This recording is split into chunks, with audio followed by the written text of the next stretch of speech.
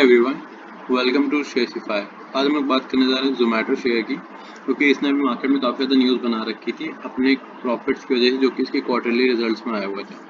तो अभी बात करते हैं कि हम लोग कोई भी अगर स्टॉक को लेने जा रहे हैं, कोई भी नया बंदा है जो स्टॉक मार्केट में इन्वेस्ट करने जा रहा है, एकदम आया हुआ है, तो उसको बेसिकली क्या चीज़ें पता होनी चाहिए कंपनी के बारे में, बेसिक सी चीज़ें जो मतलब उसे कुछ अंदाज़ा दे दें इस कंपनी के बारे में कि इस कंपनी में हो क्या रहा है, किस हिसाब से कंपनी काम कर रही है और क्या हो सकता है इस कंपनी में। ठीक है, कि आगे इसकी फ्यूचर ग्रोथ कितनी हो सकती है। तो उसके लिए पहले तो हम लोग आ जाते हैं स्क्रीन और वेबसाइट पे। उसके बाद यहाँ पे सर्च टैब है, इसमें आप डाल सकते हो जिस भी कंपनी को आपको सर्च करना है। अभी हम लोग ने ले रखा है जैसे जोमेटो का, तो जोमेटो का जैसे हम लोग सर्च करेंगे उसके बाद ये स्क्रीन खुल के आ जाएगी। जोमेटो यहाँ पे उसका नाम लिखा हुआ है, यहाँ पे उसकी CMP पड़ी हुई है, मतलब करंट मार्केट प्राइस। ये बाकी सारी डिटेल्स हैं उसकी BSE और NSE से रिलेटेड। फिर अगर नीचे आते हैं तो जैसे कि यहाँ पे मार्केट कैपिटलाइजेशन है, करंट प्राइस हो गया, 52 वीक्स का हाई एंड लो हो गया। 52 वीक्स अराउंड होते हैं एक साल के आपके। ठीक है, कि एक साल में उसने कितना ज़्यादा हाईएस्ट अपना रेट दिया है और कितना ज़्यादा लोवेस्ट दे रखा है। ठीक है, उसके बाद आता है स्टॉक का PE रेशियो, फिर बुक वैल्यू क्या आ रही है, डिविडेंड दे रहा है कि नहीं दे रहा है स्टॉक। ठीक है, फिर EPS, सेल्स ग्रोथ वगैरह वगैरह। तो अगर आपको मतलब ये सारे ऑप्शंस अगर आपकी स्क्रीन पे ना भी आ रहे हो तो यहाँ पे एक ऑप्शन आपको नीचे मिलेगा एडिट रेशियो करके। ठीक है, इस पर आप क्लिक करो, ये खुल जाएगा। उसके बाद यहाँ से आप ये सारी चीज़ें सेलेक्ट कर सकते हो। आप अगर चाहो तो इसका स्क्रीनशॉट ले लो और जब भी अपने लैपटॉप या जहाँ पे भी खोलो तो इस चीज़ को सेटअप कर सकते हो। ठीक, अब आते हैं इसके आगे बात करने के लिए। अब यहाँ पे देखिए एक चार्ट आपको खुल के आ रहा है, price on NSE, national stock exchange. ठीक है, इसमें वॉल्यूम का भी टिक कर रखा है, प्राइस बता रखा है। तो बेसिकली अगर इसको हटा देंगे तो सिर्फ प्राइस का ही हमें दिखाएगा कि प्राइस में क्या क्या चेंजेस हो रहे हैं। तो अगर देखिए हम देखते हैं 10 ईयर्स का मैक्स। ठीक, तो 10 ईयर के मैक्स में अगर आप देखो तो यहाँ पे 2022 के अगस्त के आसपास, वही 29 जुलाई और 5 अगस्त के आसपास ये काफ़ी ज़्यादा वॉल्यूम ट्रेड हुई है स्टॉक में। तो यहाँ पे जहाँ पे स्टॉक का वैल्यू था 46 रुपीज़, और अगले दिन सीधा 54, 61, फिर ऐसे करके इंक्रीज़ होने लगा था। तो ये भी एक चीज़ें दिखाती हैं कि कब वॉल्यूम मार्केट में काफ़ी ज़्यादा आई हुई है, कब काफ़ी डाउन आई हुई है। ठीक है, अब देखिए वॉल्यूम यहाँ पे की बात हो रही है तो 56802 के आ रहा है। मतलब इतनी ज़्यादा वॉल्यूम हुई थी उस टाइम पे। ठीक है, अब वॉल्यूम अगर हटा देते हैं उसके बाद यहाँ से हम लोग बात करते हैं 6 महीने की। तो 6 महीने में भी अगर आप देखो तो ये आपका रिटर्न था। अगर यहाँ से वॉल्यूम हम हटा रहे हैं उसके देखिए यहाँ पे स्टॉक था आपका 12 अप्रैल 2023 को 53 रुपये का, फिर वहाँ से 54, 57, 65, 60, फिर धीरे धीरे धीरे करते करते यहाँ पे आया था वो 70 से 85 के आसपास का, जब उसने एकदम ही से 95 का अपना हाई बनाया था। अब यहाँ पे 1 मंथ का भी अगर हम लोग देखते हैं तो देखिए 77, 80, 81 के आसपास चल रहा था स्टॉक, फिर यहाँ से एकदम ही से उसने ये राइज दिया है अपना 95, 96 के आसपास। ठीक है, ये देखिए 97 तक ये स्टॉक गया हुआ है। अभी फिर वो वहीं पे 93, 94 के आसपास अपने आप को सेटल कर रहा है। ठीक है, ये एक चीज़ होगी।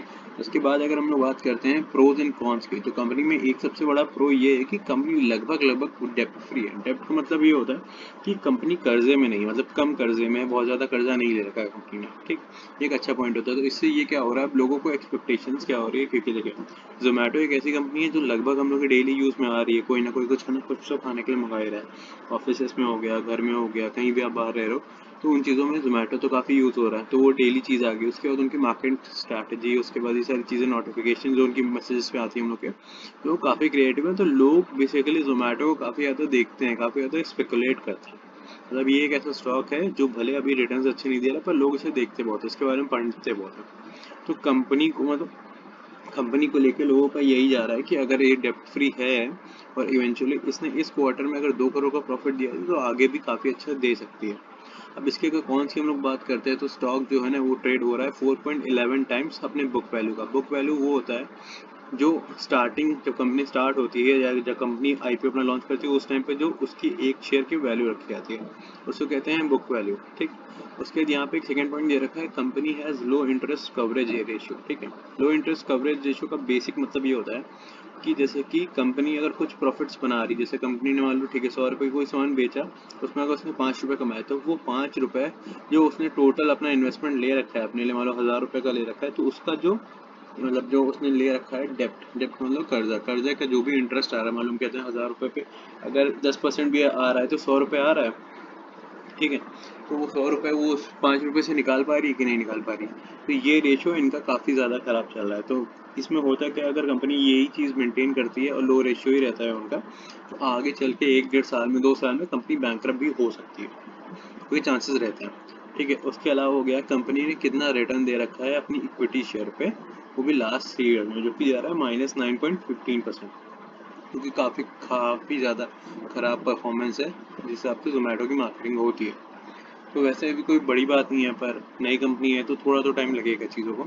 अब यहाँ पे पीयर कंपैरिजन आता है, तो कंपैरिजन करने के लिए अगर हम बैठते हैं तो उसका मेन कंपैरिजन आता है, इन्फो एज आ जाता है, 197 आ जाता है, ये बेसिकली पेटीएम है, इंडिया मार्ट आ जाता है, जस्ट डायल आता है, ऐसे करके सारी कंपनीज के यहाँ पे डिटेल दे रखे हैं। अगर आप यहाँ से इन कंपनीज को भी देखना चाहो तो वो भी कर सकते हो। ठीक है, अब यहाँ पे आते हैं हम लोग इनके क्वार्टरली रिजल्ट्स पे। तो अगर देखिए मेन क्वार्टरली रिजल्ट जो ज़्यादा अभी हम लोग सब लोग ध्यान दे रहे हैं वो है मार्च 2023 का और जून 2023 का।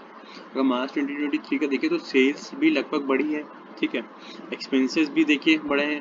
ठीक है, ऑपरेटिंग प्रॉफिट इनका देखिए यहाँ पे -226 था, अब यहाँ -48 आ गया, तो ऑपरेटिंग प्रॉफिट भी कहीं ना कहीं बढ़ ही रहा है। ठीक है, उसके आता है अदर इनकम में भी जो है इनकी मतलब इंक्रीज हो रखा है।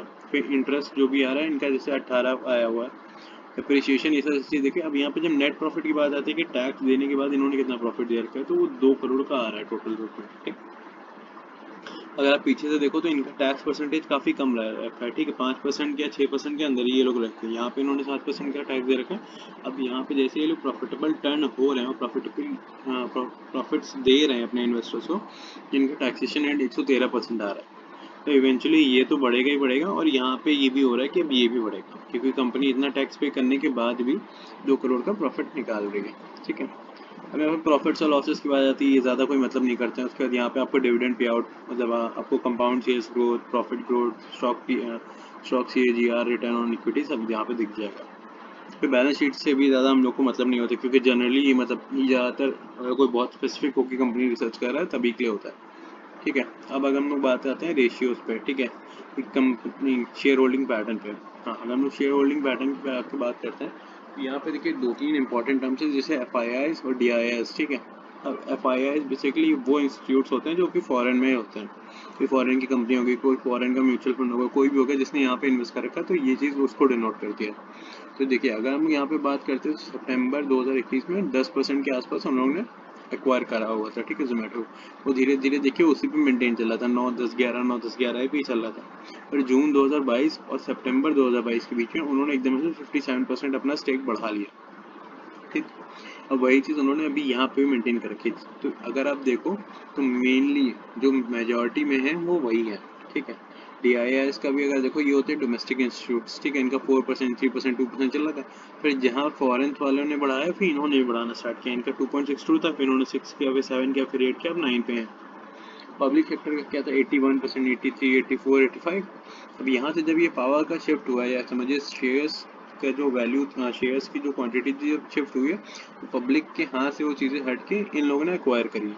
अब पब्लिक का ज़्यादा होना भी एक तरीके का रेड फ्लैग इसलिए होता है कि पब्लिक के पास कोई एक सिंगुलर बॉडी नहीं होती जो उन्हें रिप्रेजेंट कर रही हो बोर्ड ऑफ मीटिंग में। तो अगर बोर्ड ऑफ मीटिंग में मेजॉरिटी स्टेक होल्डर का ही कोई वो नहीं है, वोट नहीं है, तो फिर कोई मतलब कोई कंट्रोल नहीं होता है। जो पब्लिक, मान लो पब्लिक 85% भी अगर होल्ड कर रही है कंपनी का, तो उसका कोई कंट्रोल नहीं कंपनी पे। तो जो बाकी जिसके पास 25% होगा, 15% होगा, तो वही सब कुछ कर रहा होगा उस कंपनी में, जो कि सही नहीं है। ठीक है, तो यहाँ पे अब अगर अभी की आप बात करो तो वो 33% के आसपास तक आ चुका है। ठीक, अब इसमें एक और चीज़ बता देते हैं, इसमें प्रमोटर्स की होल्डिंग लगभग 0 चल रही है। तो प्रमोटर्स की कोई भी होल्डिंग नहीं है, और ये बहुत बड़ा रेड फ्लैग होता है मेरे हिसाब से भी, कि कहीं ना कहीं ये चीज़ को दिखाता है कि प्रमोटर को अपनी कंपनी पे ही ट्रस्ट नहीं है, तो उसने कहीं ना कहीं 0 कर रखी चीज़, क्योंकि उसकी लायबिलिटी कोई नहीं आ रही। वो एक सैलरी उठा रहा है अपनी बेसिक से, उसने जो बेचना था बेच दिया, वो एक सैलरी उठा रहा है, कंपनी चल रही है। ठीक, तो ये हो गया हम लोग का बेसिक सा एक ओवरव्यू जोमेटो के ऊपर। ठीक है, बाकी और ऐसे ही जितने भी स्टॉक्स होंगे और जितने भी मतलब ऐसे स्टॉक्स लगते हैं क्योंकि मतलब काफ़ी ज़्यादा हाइप चले जाते हैं, ये सब चीज़ें हो जाती है, मार्केटिंग अच्छी हो जाती है, तो उनके बारे में भी हम लोग बात करेंगे कि वो क्या रिटर्न दे रहे हैं और कैसे क्या उनकी कंपनी परफॉर्म कर रही है, क्या होना चाहिए क्या नहीं होना चाहिए।